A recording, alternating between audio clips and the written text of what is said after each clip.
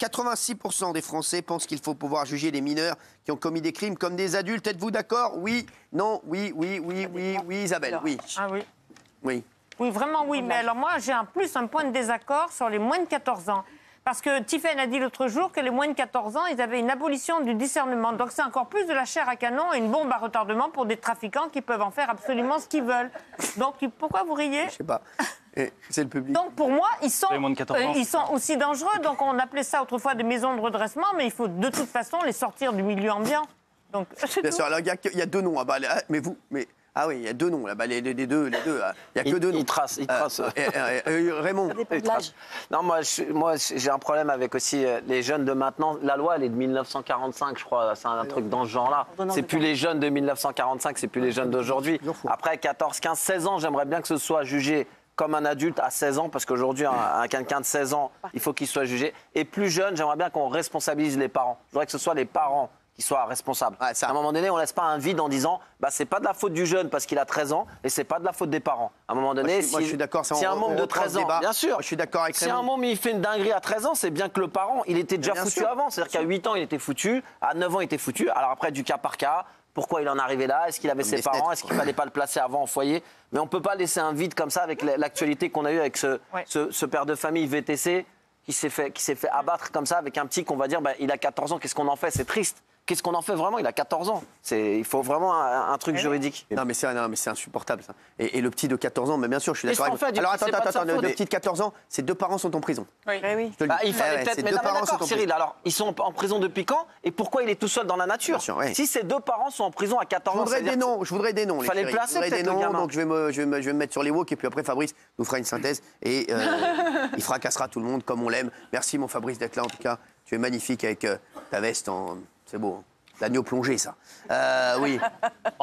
Tous les drames récents pourraient conduire à répondre oui, mais moi je reste sur mon nom qui a une position de principe. D'abord, pourquoi? Tes principes, ils t'envoient dans le mur depuis le début. Non, mais pourquoi? Ils t'envoient dans le mur. Il est prouvé, et ça c'est vrai, que la prison... Alors, moi je n'en peux plus des « il est prouvé » et on a dit, et j'ai vu, et les études... Excusez-moi.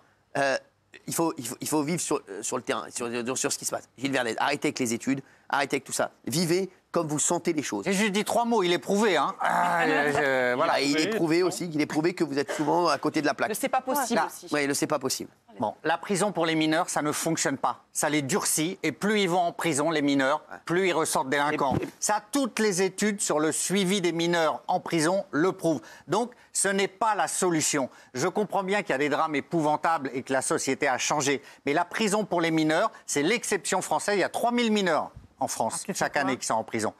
Pour moi, c'est déjà trop, c'est l'échec de la société. Donc je suis contre la prison. On en fait quoi de ces mineurs? Il faut des centres éducatifs fermés. C'est exactement pareil. Mais non, il y a des travailleurs sociaux, il y a des gens qui les encadrent. Il faut un mineur qui est délinquant, un mineur qui est criminel, il faut déjà envisager la réinsertion. Sinon, s'il est délinquant, il va devenir criminel. Pour moi, un mec, voilà, je vous le dis, celui qui a mis la balle dans la tête au BTC, pour moi, la réinsertion, je la vois pas. Mais non, mais vous faites quoi? Vous le mettez en prison pour... Si vous levez l'excuse de minorité, vous le mettez en prison pour 20 ans, 30 ans.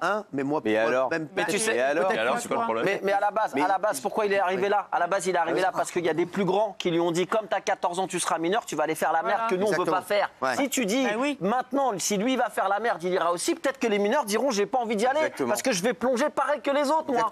Envoyer des messages, bordel de merde. On a des commissariats qui se font brûler, 4 bagnoles qui se font brûler devant le commissariat. Si tu dis aux flics, allez me les chercher, parce que les flics, ils savent qui c'est, savent qui a fait ça.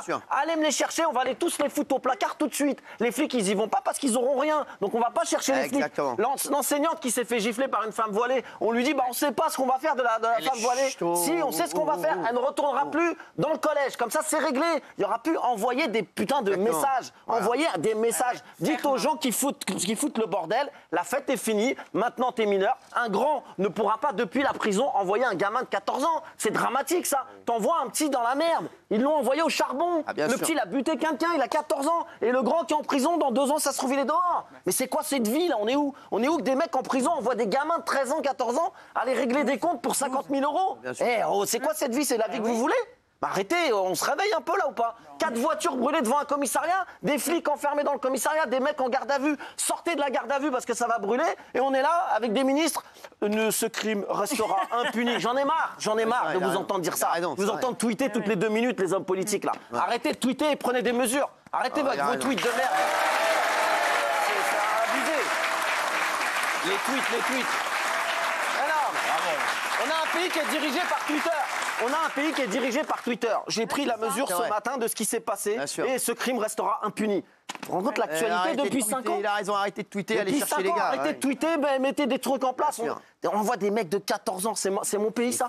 Des mecs de 14 ans pour aller se faire tuer. Ils sont dans un monde virtuel. Pourquoi? Parce que le petit, il aura rien. Envoie le petit, il aura rien. Donne-lui 50 000 balles. Bien sûr. Bien sûr, tu m'aurais donné à 14 ans, tu me donnes 50 000 balles. C'est chaud ce que je vais dire. J'y vais, moi. Mais j'aurais peut-être pas tué quelqu'un. Mais à l'époque, moi, je me revois à 14 ans. À 14 ans, je me revois dans mes 14 ans, à Cité des Fosses-Séjean à Colombes. Tu m'aurais donné 10 000 euros pour faire une connerie, j'aurais été la faire, la connerie. Arrêtez, réagissez un peu. Réagissez, un monde de 14 ans, il est foutu. C'est déjà perdu.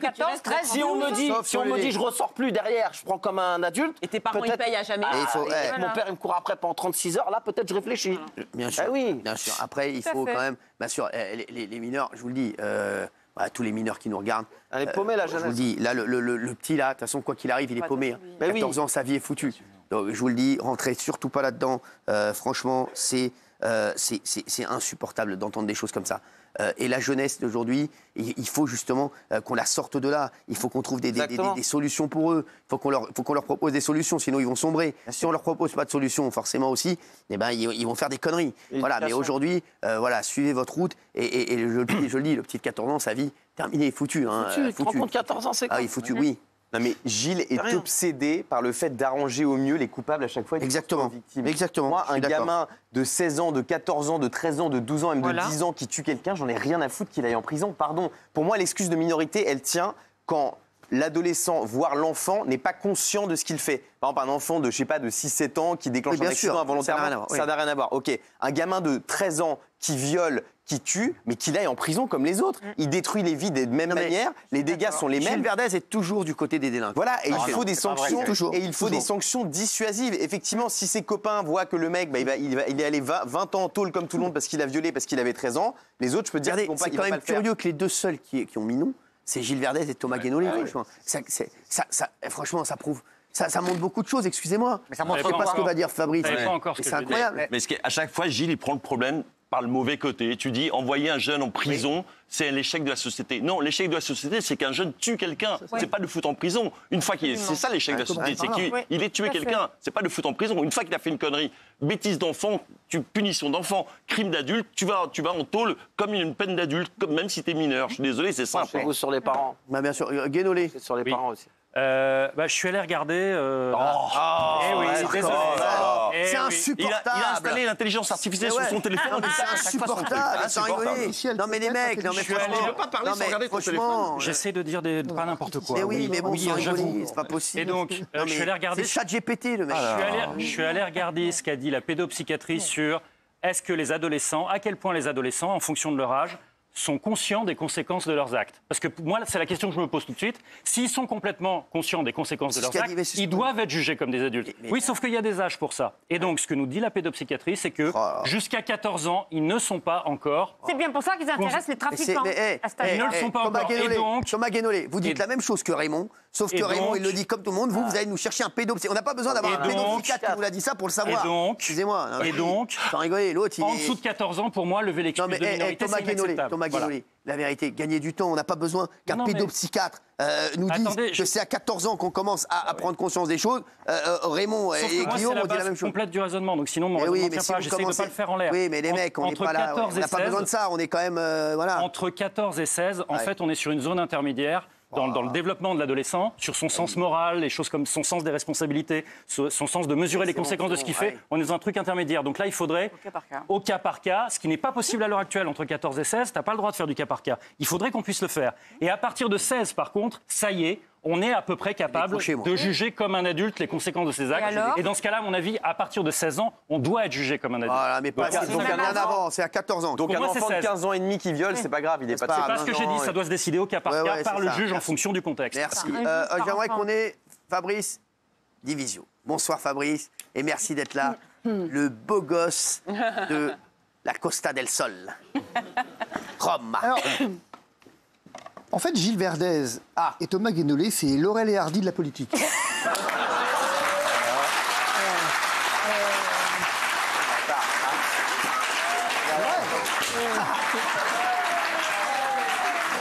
Alors, je vous présente le bingo Divisio. J'ai une case. Tous les c'est bon, c'est bon. Alors, celle-là est déjà Laurel et cochée. Hardy, vous ne l'aviez pas. Je vous dis, il l'a jamais dit. Voilà, cette case-là est cochée. Non, mais Laurel et Hardy, vous ne l'aviez pas. Je vais vous expliquer pourquoi. Non, mais laissez parler Fabrice. Quel bonheur. En fait, évidemment qu'on est tous d'accord sur le fait qu'il ne faudrait pas juger les mineurs comme des adultes. Il ne faudrait pas. Mais pourquoi est-ce qu'on en est arrivé à avoir ce débat-là ? Voilà. À cause de Laurel et Hardy. Bravo. Pourquoi ? Eh bien parce que Laurel et Hardy s'il vous plaît. confondent depuis 50 ans l'autorité et l'autoritarisme. Bravo. C'est-à-dire qu'en fait, toute forme d'autorité est insupportable à mon voisin de droite et de gauche, en l'occurrence, mais leur est insupportable. C'est-à-dire que concrètement, en fait, depuis 50 ans, vous l'avez dit hier soir, c'est votre phrase d'hier soir qui m'a fait penser à ça. J'en parlais avec mon épouse, on parlait de la République... bébé. On parlait de la République de Platon, hier soir. C'est intéressant. On parlait de la République de Platon et j'ai eu cette révélation. En fait, c'est exactement ça. Vous avez dit hier soir, non mais moi, je suis juste, moi je suis pas pour le laxisme, mais je suis pas comme vous, pour qu'on tape comme des bourrins. Ouais. Et voilà. Ça, oui, je le maintiens. Et voilà. En fait, vous, le problème, c'est que pour vous, toute forme d'autorité est de l'autoritarisme. Regardez bien. Voilà, vous l'avez dit. Non, le problème, Thomas Guénolé. Il dit toujours qu'il n'a pas dit ça. Je vais vous dire quel est le problème. C'est qu'en fait, vous ne dites rien. C'est ça. Bravo. En fait, il est là. Je l'ai presque, là. Non. Vous n'y connaissez rien, j'étais pas loin. C'est un monstre. C'est la deuxième case du bingo. Non, mais c'est bon, c'est un Vous monstre. connaissez rien, assurément pas. Voilà. D'ailleurs, vous l'avez dit, vous connaissez un peu. Moi, je vous ai invité à connaître beaucoup. Voilà.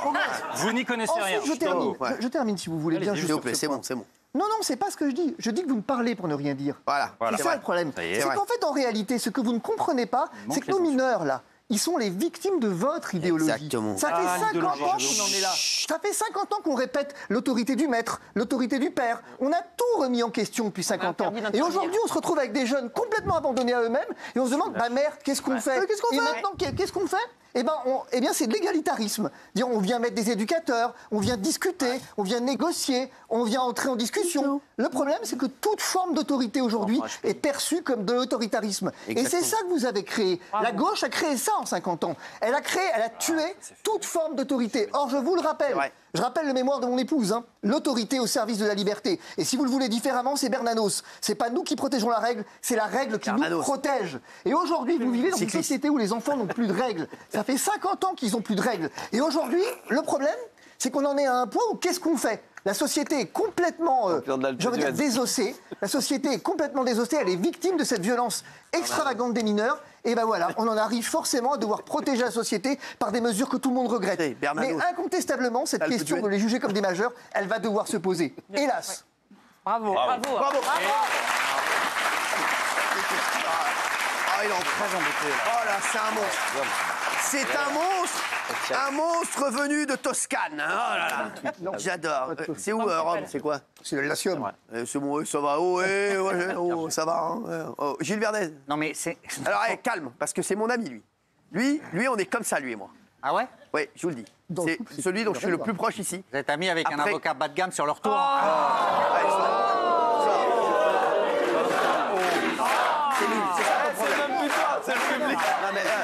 C'est ça ton problème. En fait, c'est quoi, tu es méchant. Il est méchant. Il est méchant, il est méchant. Non, Gilles Verdez, c'est pas de te rattraper. Il est pas méchant. C'est honteux. Vraiment, pas méchant. Il est pas méchant. Il essaie juste d'être drôle. Oui, c'est vrai. Il n'y arrive pas, mais il essaye, c'est pas mal. Quant à l'avocat bas de gamme, vu qui me lance ça à la figure, moyen quand même. Et un avocat bas de gamme, j'aimerais bien que tu aies la carrière de Fabrice Divisio, je te le dis. Il y a les autres, bref. Voilà. Non, je vous écoute, Fabrice, j'accepterai pas qu'on dise ça de toi. Fabrice, j'accepterai pas qu'on dise ça de toi. Non, mais je m'en fous, moi. Non, mais non, Fabrice. C'est la baffe de crapaud, tout ça. Oui, la baffe du crapaud n'atteint pas la blanche au colombe. C'est CM1, ça. Non, mais je te le dis. Et Bernanos. Je vous écoute, monsieur Verdez. Mettre sur le dos de la gauche... Ouais, mais c'est pas beau ce que tu as dit à Fabrice. Non, mais je te le dis. On s'en fiche. J'aime pas la méchanceté. Là, c'est méchant. Non, c'est très méchant de dire un avocat sur le retour. Bah, il est plus jeune que toi. Ouais, non, mais je te le dis, c'est vraiment, j'aime pas ça. Moi, j'aime pas la méchanceté. Ok. Moi, ça m'intéresse de savoir ce qu'il a à dire. Là, c'est méchant. Non, c'est méchant. Et Il a Fabrice, pas c'est mon ami. pris tel que ça. Oui, mais moi, je le sais, parce que quand il va être chez lui ce soir, il va m'appeler. Et puis en plus, je l'aime bien, moi, Gilles Verdez. Non, pas moi. Voilà. Je l'aime bien. Quand il est comme ça, je l'aime pas. Quand il est méchant, je l'aime pas. Bon, parce que je vous trouve sympa et c'est sympa de discuter avec vous. Non, mais parfois, il insulte pour rien. Non, j'ai pas insulté. C'est une insulte. Bon, je retire, comme ça, Ah ça oui, vous parce va. que ça me... Je retire. Moi, j'aime pas quand on fait de la peine. Voilà, excusez-moi, non, Ah, c'est voilà. vrai. Non, il faut savoir s'excuser. Bah oui. Donc je retire. Merci Gilles. Voilà. Vous avez dit n'importe quoi. Voilà. Mais c'est hallucinant.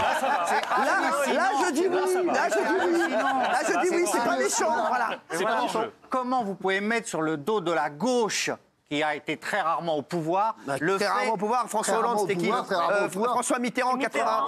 Ça vient de 81, je te le dis. Non, alors, le fait 68, l'interdit d'interdire, la folie absolue le de fait, 68. vous avez dit les enfants d'aujourd'hui n'ont pas de règles. Bah oui. Mais vous êtes père de famille. Oui. Et vous pensez que vous n'avez pas donné de règles aux enfants? Alors, les si je peux me enfants, permettre, mais les enfants ont je des vais quand même règles, vous cher répondre Fabrice. là-dessus. Simplement, ces règles-là ne sont plus les vôtres. La société a évolué. Gilles Verdez. Ah, vous parlez avez de raison. société qui évolue. La société a Vous êtes le évolué. plus rétrograde de tous les mecs que je connais depuis. Oui, je vous le dis. Non. Si. Je suis La société a Fabrice, évolué. te laisse pas faire, va. Je vais répondre à la société a évolué. Vous avez raison, Gilles. Te laisse La pas faire, société a évolué. Elle a évolué parce que des gamins de 14 ans butent des chauffeurs Uber. Exactement. Ouais. C'est ça qui a évolué. Ce qui a évolué aujourd'hui, c'est que des gamins de 10 ans touchent 1000 balles par jour pour aller vendre de la drogue, faire les gays. C'est ça qui a évolué. Exactement. Ce qui a évolué, c'est que des gamins de 10 ans sont dans la rue à 22h, 23h Bravo. et sont complètement désemparés. Alors si c'est ça l'évolution de la société et que vous la considérez comme favorable, effectivement, on vit pas dans le même monde. Mais je vais vous répondre par rapport à mes enfants quand même. Oui. Eh bien, je vous le redis, mes enfants, ils ont été élevés dans une règle. Une seule. Une règle. C'est que la liberté opprime, la loi affranchit. C'est tout. C'est-à-dire qu'en fait, À à un 5 moment ans, donné, vous leur disiez ça. Non, mais là, vous vous moquez de qui? à chaque fois, des élites. en tout cas, ce que je relève, c'est que moi, mes enfants, mes enfants, effectivement, et toute humilité conservée, ils ont été élevés dans le respect de l'autre. C'est ce que disait Géraldine hier soir, où c'est pas une question d'argent, c'est pas une question, c'est une question de respect de l'autre. La première des vertus qu'on a appris à nos enfants, c'est le respect d'eux-mêmes et le respect de l'autre. Le respect de la parole de l'adulte. Voilà. Le respect de l'adulte. Est-ce que vous imaginez aujourd'hui, mon épouse a été enseignante d'abord en philo et ensuite effectivement en primaire. Mais elle disait c'est de la folie. C'est de la folie. On ne peut plus rien dire à des enfants sans que les parents viennent et vous tapent dessus, vous tombent dessus. On n'a plus le droit aujourd'hui de dire à des enfants que, attends, l'orthographe, ça va pas là. Ah, bien sûr. Ton comportement va pas. Mais c'est des Gilles Verdez, c'est des Gilles Verdez. Regardez, quand ils vont regarder. Non, mais les deux là, dans mes moi j'ai tangos. fait ça, c'est différent. Les tangos et cash là du wokisme, c'est bon là. Non, mais Pour sans votre rigoler. culture, juste pour votre culture quand même, mon épouse a quitté l'enseignement primaire voilà. à cause de ça, en disant mais en Alors fait que je ne lui, sers son à rien. épouse l'a quitté On me tout demande d'être la copine, on me demande d'être la camarade de mes élèves. Je ne sais pas faire, je ne veux pas faire, je veux un rapport d'autorité, un rapport hiérarchique et l'inspection. L'a dit, vous n'avez pas à avoir ce rapport hiérarchique. Bien sûr. L'inspection, ce jour-là, elle a arrêté. Voilà. Elle a bien fait. Donc voilà, la vérité, c'est ça, c'est que les enseignants n'ont plus le pouvoir, que les policiers n'ont plus le pouvoir, vous que confondez les l'autorité avec magistrats le n'ont pouvoir, plus j'ai le pouvoir, remarqué ça. les maîtres en général n'ont plus le pouvoir, tous ceux qui exactement. incarnent l'autorité. Et vous savez à cause de qui? À cause de gens comme ça. Mais je vous jure, à cause de gens comme ça. Et il a raison, Fabrice Divisio. Enfin, vous vous rendez compte qu'hier soir, Thomas, vous avez quand même dit Oui. que tous ceux qui sont pour une discussion et pour cette question de l'autorité, quand même, face à une société qui est en train de vraiment sombrer dans la violence, tapent comme des bourrins. Vous ne savez même pas ce qu'on propose. Vous ne savez rien. Vous ne savez absolument rien. J'ai contesté votre riposte disproportionnée. Il sait rien. C'est ça. J'ai contesté votre riposte disproportionnée. Non, vous avez Et contesté. j'appelle riposte disproportionnée le fait de comporter comme un bourrin en termes de réponse pénale. Ce que vous êtes, Thomas, c'est un contestataire. Bravo. C'est ça. Ouais, et c'est bien ça qui a tué la société. Ce qualificatif est nouveau. J'avais idéologue. Regardez. J'avais 97% ne parlez plus. Les chiffres vous donnent raison. Merci Divisio. 97%. 97%. Non mais là, ça n'a jamais été aussi haut. Une fois de plus, Thomas Guénolé et Gilles Verdez, vous êtes face à l'échec comme tous les soirs. Gilles, tout était bien au début d'émission. Retourne pas avec lui. Je te le dis. Reviens dans le camp du bien. C'est vrai, Fabrice, bravo. Je suis d'accord avec vous. S'il n'en reste plus qu'un, je serai celui-là. Merci Fabrice.